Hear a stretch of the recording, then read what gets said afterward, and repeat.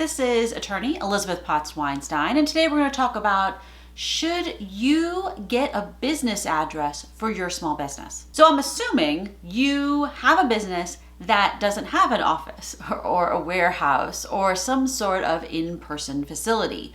You're a business that is mobile, you work from home, you're a virtual business, you have an online business. You're a business that is run by someone who travels around or is overseas, but most of your clients or customers are in the United States. For some reason, it's not obvious what your physical address is. And so you're wondering whether or not you need to get some kind of business address for your business. So first, why would you need to get a separate business address? The thing is, there's going to be a lot of forms you will have to file that require you to have an address on them. Business registration forms, getting a DBA, business license, tax stuff. You also usually need to have some kind of address on your email marketing, as well as probably want one on your website. You don't necessarily legally have to have one on your website. There's other ways to do it, but generally speaking, you're going to want one in your privacy policy, if nothing else.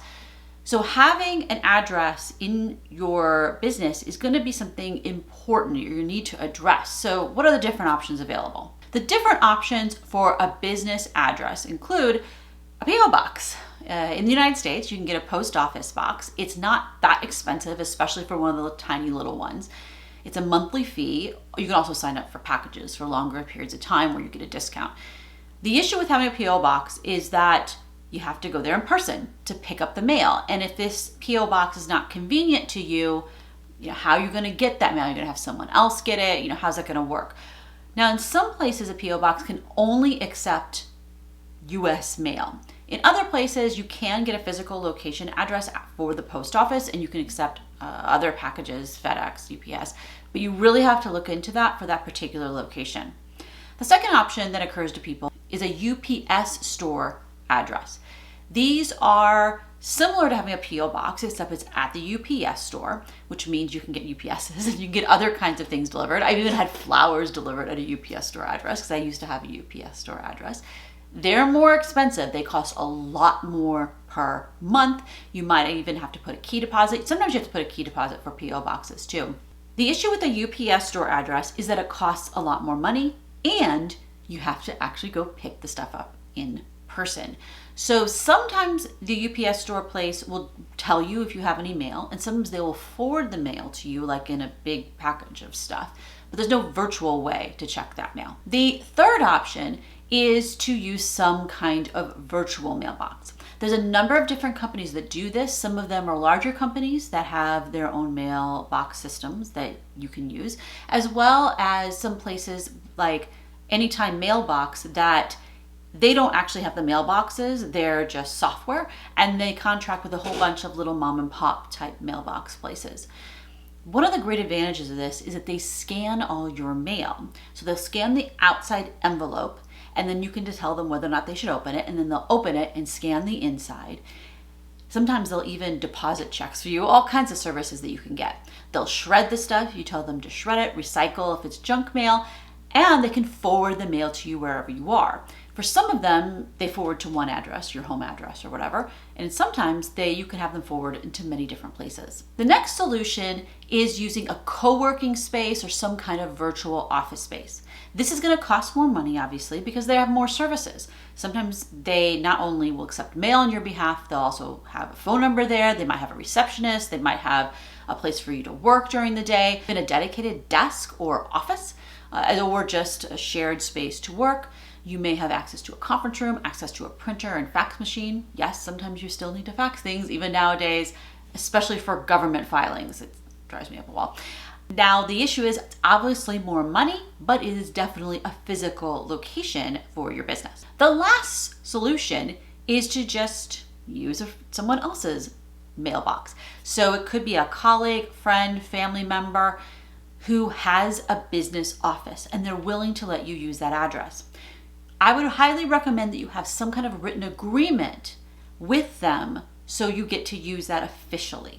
You don't want to have a problem that if something happens to them, if they move, if they get sick, if they pass away, whatever, you now have no access to your mail. So you want something in writing that gives you that legal right to have access to your mail and use that address. So how do you decide if having a virtual business address is right for you, and also what kind of address you should have? Well, first you gotta look at your budget. Is this something that's gonna make or break you to get a more fancy co-working space kind of address? Do you need to keep your expenses as low as possible? That really depends upon what your budget is. Do you need to accept boxes or just mail? So in my business, I hardly get anything besides mail. That's almost everything for me. So that's different than some people. They might get returns from their customers, from products. They may get packages from vendors that have stuff in them. Like, you may be receiving a fair amount of box mail that would make it more expensive or burdensome versus someone who just gets, envelopes about their taxes from the IRS, and that's the kind of stuff that's most of their mail. You also want to look at what's acceptable for government filings in your area. For some government filings, they may require you to have a physical location address as well as a mailing address. Now, maybe only the mailing address is listed in a publicly accessible database. So having a virtual mailbox would work for that part, and then you have to tell them the physical address, but they keep that private. Sometimes that's not true. So you need to look at the rules in your specific area, in your specific jurisdiction, to see what applies in your situation. And then obviously you want to see what amenities are available. What do you really need in your business? Do you need office space? Do you need someone to answer the phone for you? Do you need access to a fax machine and a printer? Do you need a place to have meetings with clients in a whole bunch of different locations around the United States? Right now we're in the middle of COVID as I'm recording this video, so you probably aren't doing a lot of in-person meetings, but that's hopefully not going to be true forever. So you want to think about what needs you're going to have moving forward in your business, and does it make sense to do something a little more upscale versus having a plain old P.O. box. Again, this is attorney Elizabeth Potts Weinstein. If you have questions about getting a business address for your business, feel free to ask it below and I'll see if I can point you in the right direction. Thumbs up if you found this video helpful, and subscribe for more legal tips for small business owners and entrepreneurs. Thanks a lot for watching. Bye-bye.